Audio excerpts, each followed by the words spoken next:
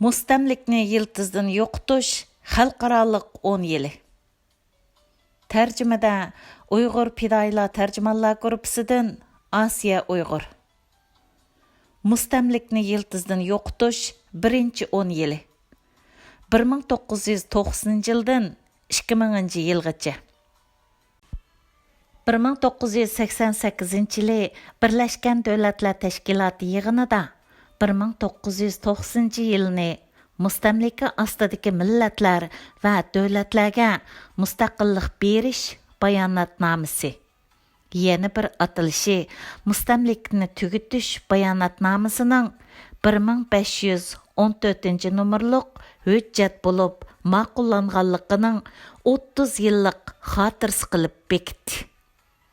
Shuning bilan birga 43 va 47 nomerlik qarorlar ma'qullikdan o'tib, buning ichida 1990 yildan 2000 yilgacha bo'lgan vaqtni mustamlikni yiltizdan yo'qotish xalqaro 10 yili qilib bekitdi.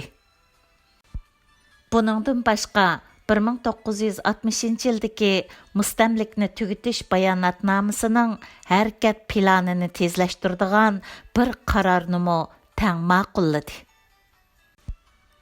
Mazkur harakat plani 1991 yili 12 oyning 13 kunidagi BDT bosh kotibining mustamlikni tugutish xalqaroliq 10 yili doklatiga qo'shimcha qilib kirgizilgan. 1991 yildagi BDT yig'inining 181 46 nomerlik qarori bilan ma'qullikdan o'tgan. Harakat planining har qaysi bo'laklarida butkul xalqaro jamiyatni o'z ichiga olgan, o'xshamaydigan siyosiy kuchlarning mustamlikni yiltizdan yo'qotishda rol o'ynashini alayda ta'kidlagan. Bular yana Birlashgan Davlatlar Tashkiloti bilan boshqaruvchi davlat oldin hamkorlashib elib borgan harakatlarni, boshqaruvchi davlat oldin qo'llangan harakatlarni, a'zo davlatlar yuqori chekda qo'llangan tadbirlarni, BDT sistemasidagi har qaysi maxsus organlar va boshqa tashkilotlar, shundaqla hukumatsiz tashkilotlarning rolini o'z ichiga oladi. Yig'inning boshqa qarorlari bo'lsa 91-54 nomerlik qarori va 147-55 nomerlik qarorlardir. Bosh kotibning boshqa dokladlari bo'lsa tovandikicha. Ikkinchi qatimliq mustamlikni yo'qotish xalqaroliq 10 yili. 2001 yildan 2010 yilgacha.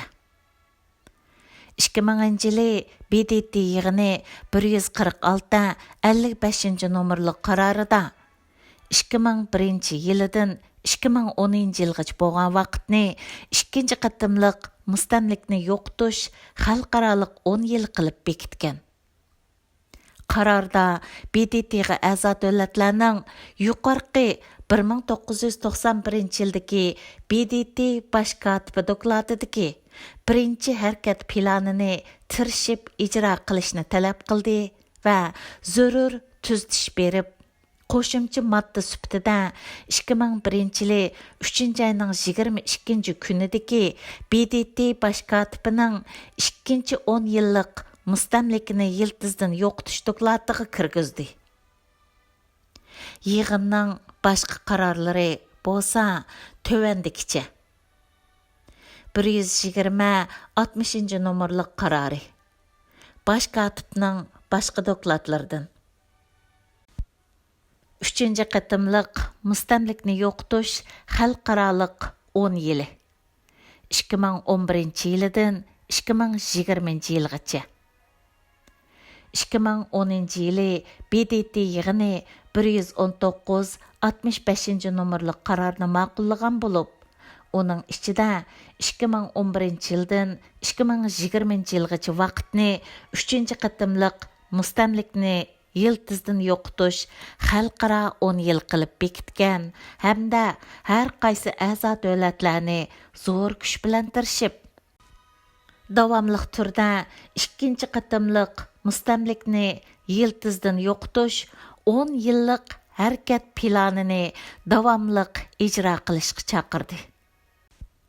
Şunun bilan birga 24 davlat komitetlari bilan hamkorlashib, ehtiyojga qarab mazkur harakat planini yangilashni, 3-chi navbatlik xalqaroliq mustamlikni uzil-kesil yo'qotish 3-chi yilidagi harakat planining asosi qildi.